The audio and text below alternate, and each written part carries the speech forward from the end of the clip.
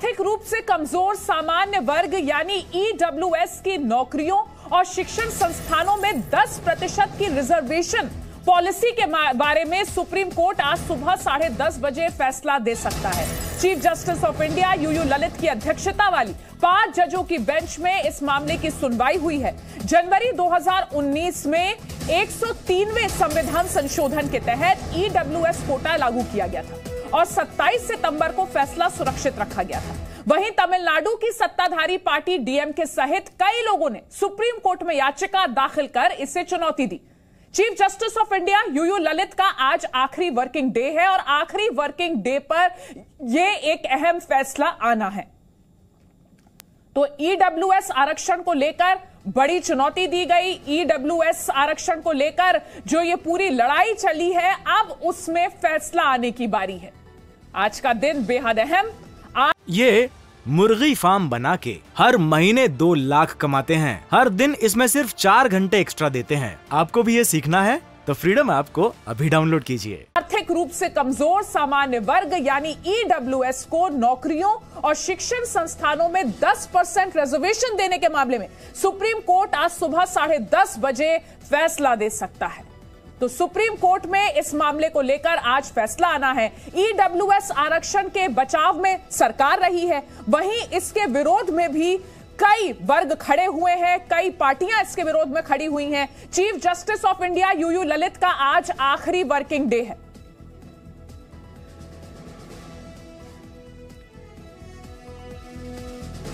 और ईडब्ल्यूएस आरक्षण पर जो सुप्रीम फैसला आना है, उस फैसले को जिस बेंच ने निर्धारित किया है, जो बेंच वो फैसला देगी, उसमें कौन कौन से लोग शामिल हैं वो हम आपको दिखा रहे हैं।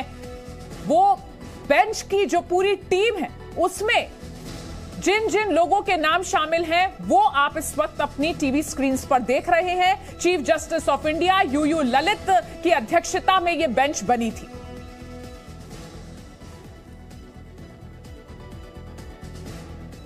और जी मीडिया संवाददाता अरविंद सिंह इस वक्त हमारे साथ लाइव जुड़ गए हैं। अरविंद, ईडब्ल्यूएस आरक्षण को लेकर यह अहम फैसला 10:30 बजे आने की उम्मीद की जा रही है।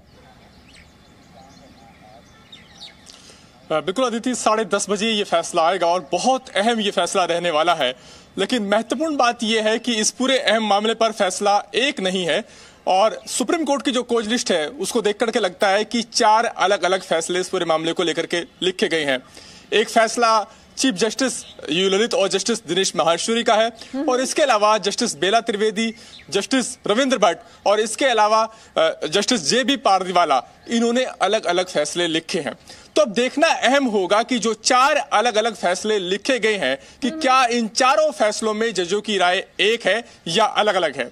अगर जजों की राय अलग है तो ऐसी सूरत में यह देखना होगा कि बहुमत का फैसला क्या है, यानी कम से कम इन 5 जजों की जो संविधान पीठ है, इसमें से 3 जज किस बात को लेकर के एक राय होते हैं तो वो फैसला मान्य होगा। तो ये एक अहम फैसला है जो कि 10:30 बजे आ जाएगा और यह तय कर देगा कि क्या आर्थिक आधार पर आरक्षण दिया जा सकता है, नहीं दिया जा सकता। तो आरक्षण को लेकर के जो पूरी व्यवस्था है उस पर निश्चित तौर पर एक अहम फैसला, एक अहम पड़ाव साबित होगा संविधान पीठ का आज का फैसला। अरविंद, जनवरी 2019 में ईडब्ल्यूएस कोटा लागू किया गया था, तो 103वें संविधान संशोधन के तहत सरकार ने यह फैसला लिया था, जिसके बाद इसका विरोध किया गया। डीएमके जैसी पार्टियों ने इसका विरोध किया, कई याचिकाएं दाखिल की गई। तो जाहिर तौर पर यह जो कोटा देने की बात है, जो आर्थिक रूप से कमजोर सामान्य वर्ग को कोटा देने की जो बात है, उसका विरोध बहुत ज्यादा हो रहा है।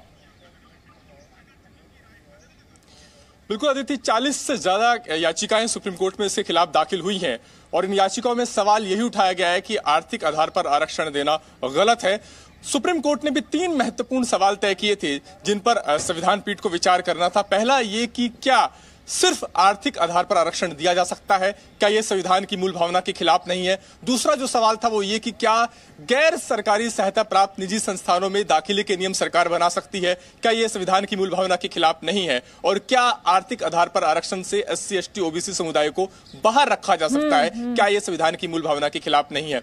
एक सवाल जो सुनवाई के दौरान उठा वो ये कि क्या इंदिरा साहनी जजमेंट में जो 9 जजों की बेंच की तरफ से जो व्यवस्था दी गई है कि आरक्षण की अधिकतम सीमा 50% हो सकती है, क्या ये ईडब्ल्यूएस आरक्षण उसका उल्लंघन तो नहीं तो इन तमाम सवालों के इर्द गिर्द पूरी बहस हुई है और सरकार ने भी बहुत बखूबी इसका बचाव किया है और बताया है कि कैसे ये संविधान की मूल भावना के खिलाफ नहीं है।